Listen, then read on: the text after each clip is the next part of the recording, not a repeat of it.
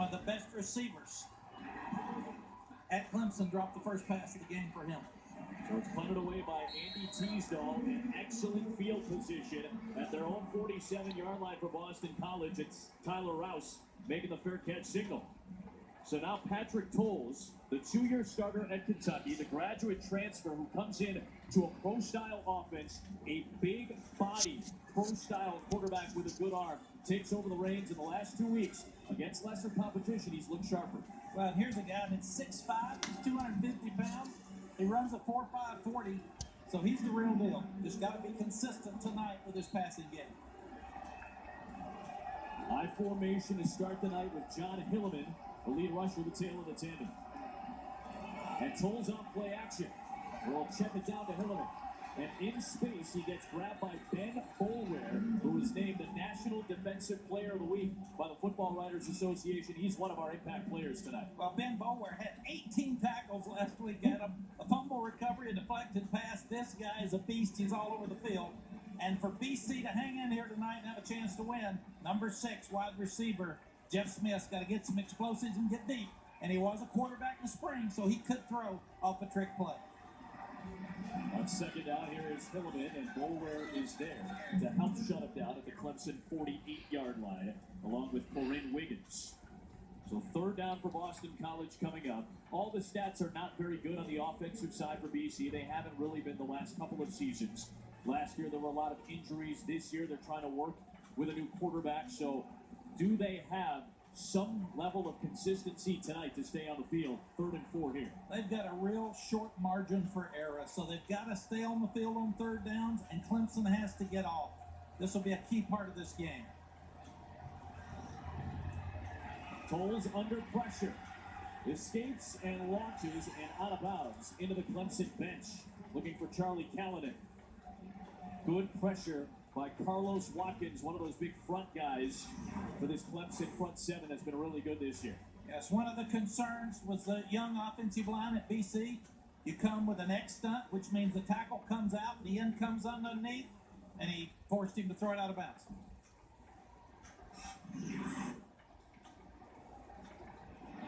Mike Knoll will punt it away to Ray McLeod. And he mucks the football inside the 10, and it looks like the Eagles have it. And a special teams disaster for the Tigers to start. Rolling on the field, the muck punt recovered by Boston College. John Johnson was there to scoop it for BC after McLeod could not corral it. John Johnson's one of the better defensive backs in the ACC. Ray's got great hands, but again, just a little bit off that focus. And we said, when you're going on the road after an emotional win and a physical win like last week, you're just not quite there. You don't have as much focus in this game as Boston College, because you think, they beat Buffalo, it's no big deal, we're going to win the game. Only way for Clemson to lose is special teams errors and turnovers. And we've seen Mike Williams drop a pass, and we've also seen a punt that was dropped. John Hilleman churning his way to the 6-yard line, burrowing into that tough Clemson front. Boston College 0-2 in ACC play. They have losses to Georgia Tech in the opener in Dublin, a game that they clearly could have had, according to Steve Adazio. Then they lost to Virginia Tech 49-0, which was quite the anomaly. And Coach Adazio knows they don't need 3 points here. Clemson's going to score some points, so they need to get 7.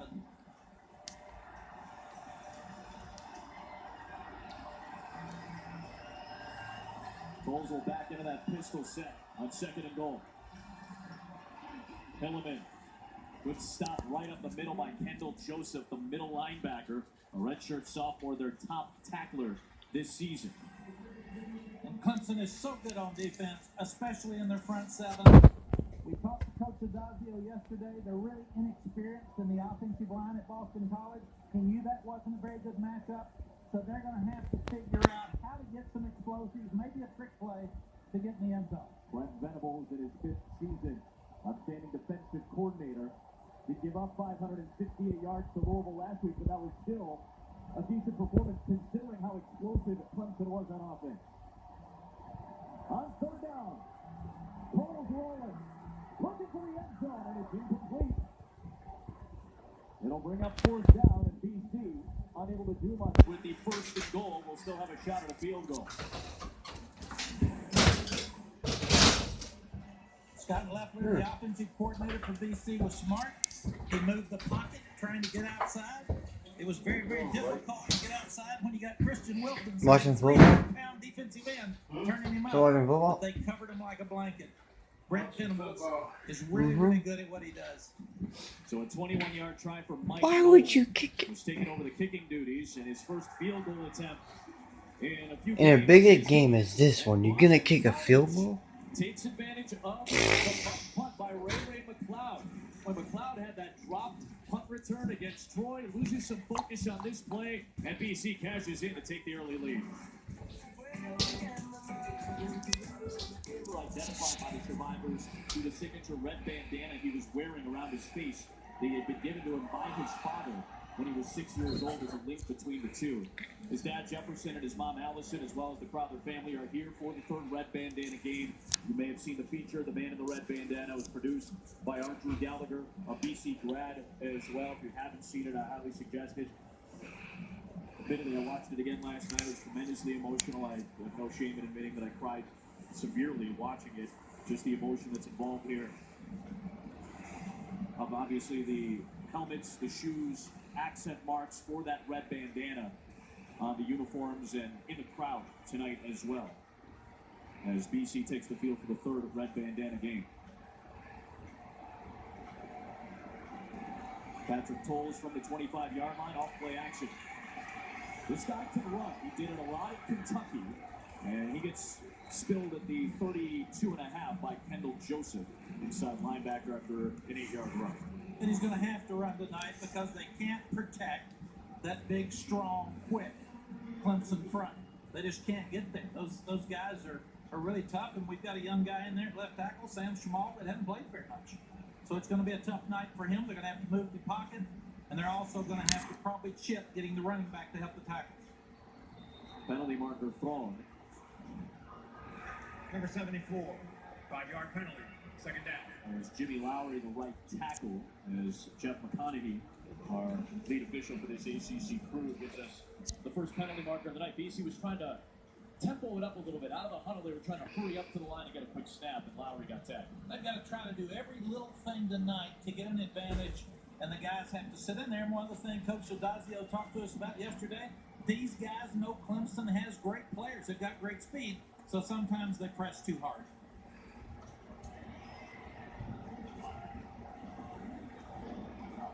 On 2nd and 7, Tolles over the middle, and a good hand catch by the tight end Tommy Sweeney.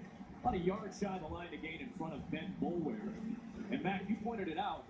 Sam Schmal playing in his 11th career game, redshirt sophomore out of Atlanta. Aaron Montero is the normal left tackle. He's only a sophomore too, but he got hurt in practice this week. He was dressed, and right now he's not on the field. Now, 2 years ago, BC had an older offensive line. They lost them all. They've been rebuilding it.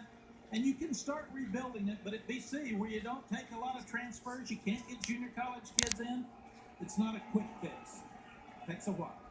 But they stay on the field on 3rd down and 1, and Tolles trying to sneak in.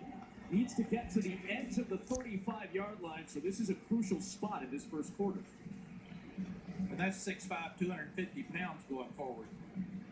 And not having an easy time of it to pick up the necessary yardage either. That tells you how impressive the front is for Clemson, too. Yes, he did go behind John Baker, who is their bell cow, their number one guy in that offensive line, but he was tough. And there's a lot of pressure on Patrick Tolles tonight because this is kind of an audition for him at his new place for the NFL. In his final season, 22 starts at Kentucky over a couple of seasons. And a false start call for the far side. Might be against the receiver. False start. Offense. Number 1, 5-yard penalty. Once again, they're pressing so much. Yeah. They've got to relax and play. Everybody's worried about getting a jump on that guy. Clemson's a little quicker, a little faster.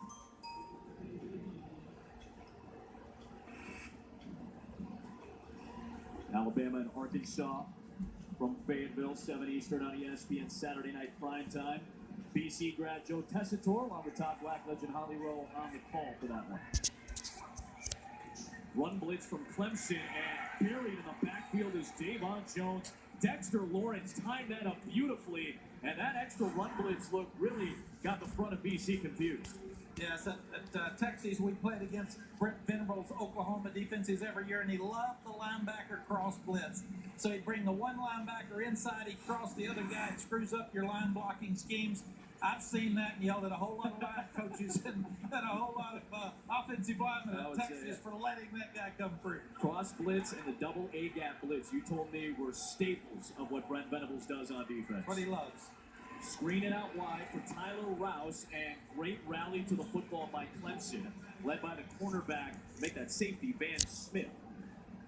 Perfect game tackling in space. This Clemson defense is so good.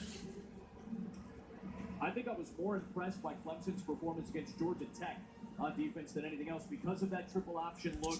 This is kind of the same method. You want to pound it against their defense, and they defended it very well on a Thursday night a few weeks ago. Got to get some penetration against the option, and they did just that against Georgia Tech. They never let them get in the game. Forcing a third down and long for Boston College. Now you go man coverage. Yep, they're only rushing two with a couple of spies on tolls. Looking downfield, and with a flag throw, he'll launch it away, and likely will be a holding penalty that would be declined by Clemson.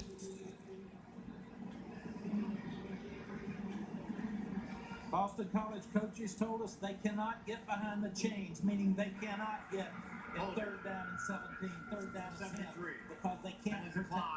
Fourth down. Schmall got tagged with that holding penalty, which again, Clemson will happily decline and take the fourth down. So you man up if you're Clemson.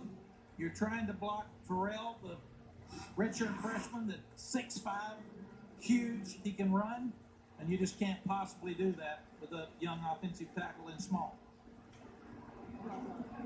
So McLeod, who has muffed the punt, will grab this one at the 30, no good catch, and he gets drilled right there by Matt Milano.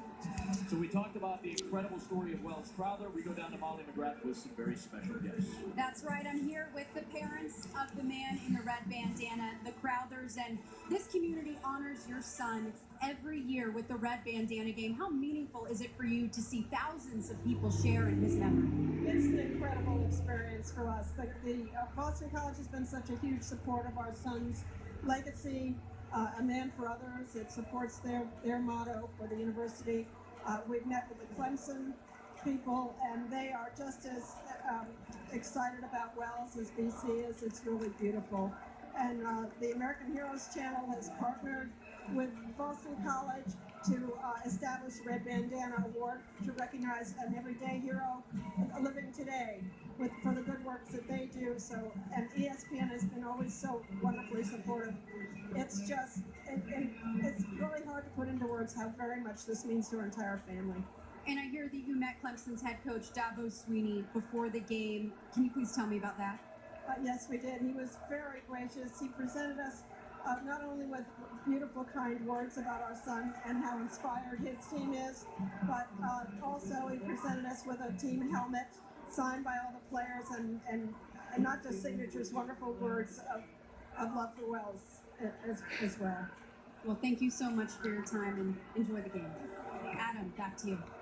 Molly, we really, really appreciate that interview. We sincerely appreciate Jefferson and Allison joining us tonight as well. I can't even imagine, but the way they carry themselves with their pride and their grief coming together to show off the incredible legacy of their son is truly admirable. And he was an American hero. Period. Incredible story. Clemson, after the penalty against Strahan, puts it on the ground with Adam Choice to about the 44-yard line. Picks up 5 yards. Second down. BC got a field goal after Clemson muffed a punt. BC had first and goal, ended up only getting 3 points out of it. And then Dabo Swinney's running back, Wayne Gallman, put together the longest rush of the season by a Clemson Tiger, a 59-yarder, to put the Tigers in front here in the first. Watson taking a shot. Separation and a diving attack by Mike Williams. First and goal. Clemson, lock it up for